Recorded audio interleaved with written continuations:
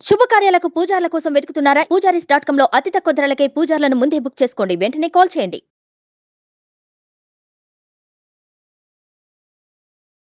ఓం శ్రీ మాత్రే నమః.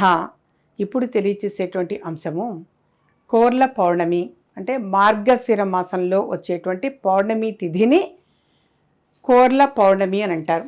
అది వాస్తవంగా కుక్కల పండుగ. కుక్కలకి ఆ రోజున మనము రొట్టెలు అనేటువంటివి చేసి ఆ రొట్టె ముక్కల్ని కుక్కలకి వేయాలి.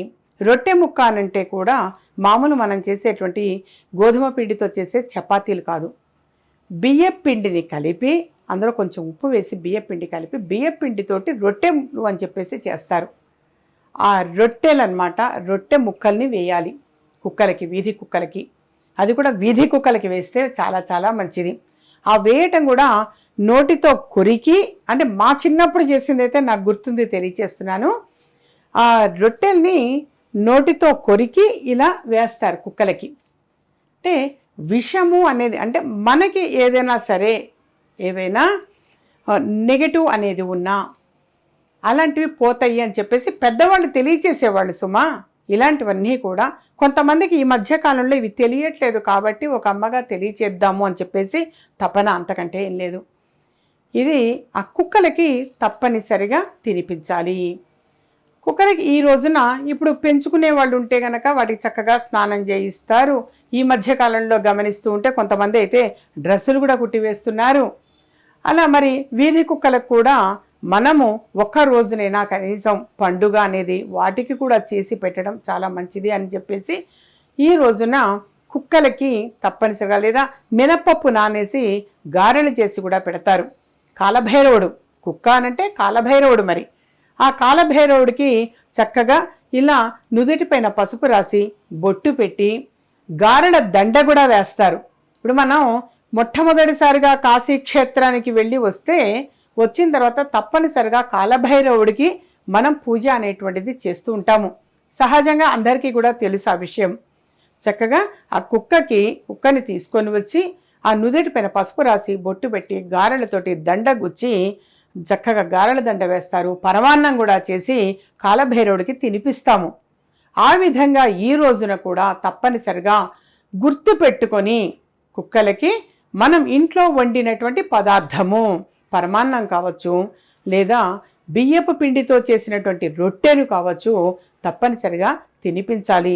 మరి మాకు అవకాశం లేదమ్మా, మేము బయటికి వచ్చాము, అలా చేయటం సాధ్యపడదు అని అనుకుంటే గనక కనీసం ఈ బ్రెడ్ అంటారు, ఆ బ్రెడ్ కొనుక్కొచ్చి వేయటం కానీ, లేదా బిస్కెట్స్ వేయటం కానీ, ఇలాంటివన్నా మినిమం మనం ఆ రోజున పెట్టడం చాలా చాలా మంచిది.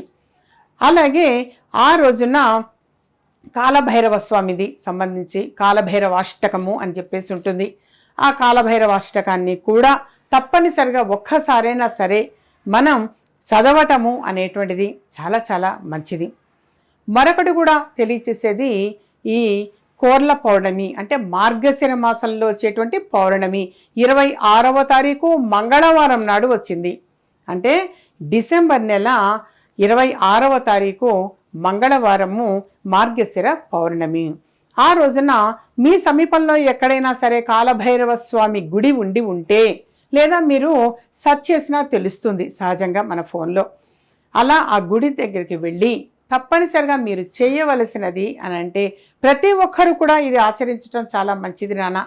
ప్రధానంగా ఏలినాటి శని కలిగినటువంటి వాడు కావచ్చు, అష్టమ శని, అర్ధాష్టమ శని, ఇలా ఉన్నటువంటి వారు మాత్రం, ఈ జాతకులు మాత్రం తప్పనిసరిగా ఆచరించటము అనేటువంటిది విశేషము.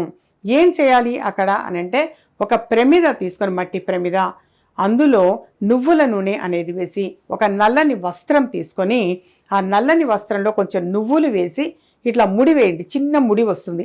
ఆ ముడిని ప్రమిదలో పెట్టండి, నువ్వుల నూనె వేయండి. వేసి ఆ ఒత్తులు ఏవైతే ఉంటాయో, అంటే ఇలా ముడి వేసినప్పుడు 2 వస్తాయి, వాటికి మనం ఒత్తులుగా భావించి చక్కగా దీపారాధన అనేది కాలభైరవ స్వామి గుడిలో చేయండి. చేసి కాలభైరవాష్టకం పఠించండి. అద్భుతమైన ఫలితాలు అనేవి ఉంటాయి నాన్న. వాస్తవంగా ఇలా ఆచరించటము అనేటువంటిది చాలా చాలా మంచిది. ఆ రోజున గుర్తు పెట్టుకొని మీరందరూ, ప్రతి ఒక్కరూ కూడా ఇలా చేయటానికి ప్రయత్నం చేయండి. మరొక అంశం తెలియచేసేది, మరి మంగళవారం వచ్చింది, పౌర్ణమి తిథి సందర్భంగా ఆ రోజున కుంకుమార్చన అనేది కూడా చక్కగా లలిత సహస్రనామావళిని చదువుతూ కుంకుమార్చన చేయటము అనేటువంటిది కూడా విశేషము. మరొక పరిహారం కూడా తెలియచేస్తున్న ఒక అమ్మగా మరి ఆ రోజున తప్పనిసరిగా ఆచరించవలసినది, తమలపాకుల్ని చక్కగా దండగా గుచ్చి మీరు ఆంజనేయ స్వామి వారి గుడిలో ఇవ్వండి. ఆ బ్రాహ్మడు చక్కగా ఆంజనేయ స్వామి వారికి మెడలో వేస్తాడు. ఆ విధంగా వేయటం కూడా చాలా చాలా మంచిది ఈ రోజున.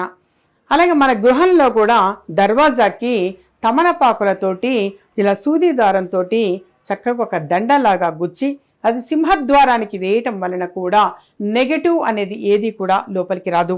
పాజిటివ్ ఎనర్జీని తీసుకోగలుగుతారు. కనీసంగా 11 తమలపాకులు ఉండాలి. అంతకంటే ఎక్కువ ఎంతైనా ఉండొచ్చు, కానీ తక్కువ మాత్రం ఉండద్దు. ఆ విధంగా గనక మన సింహద్వారానికి తమలపాకులతో చక్కగా దండగుచ్చి దాన్ని గనక మనం సింహద్వారాన్ని కట్టాము అని అంటే ఎటువంటి నెగటివ్ అనేది ఏది కూడా మన లోపలికి ప్రవేశించదు. పాజిటివ్ ఎనర్జీని మాత్రమే తీసుకోగలుగుతాము.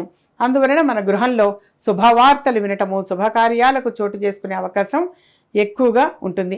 ఇలాంటి చిన్న చిన్న పరిహారాలే ఎక్కువగా ఒక అమ్మగా తెలియచేస్తున్నానా. తప్పనిసరిగా అందరూ కూడా ఆచరించండి. అద్భుతమైన ఫలితాలు అనేది చాలా త్వరగా పొందగలుగుతారు.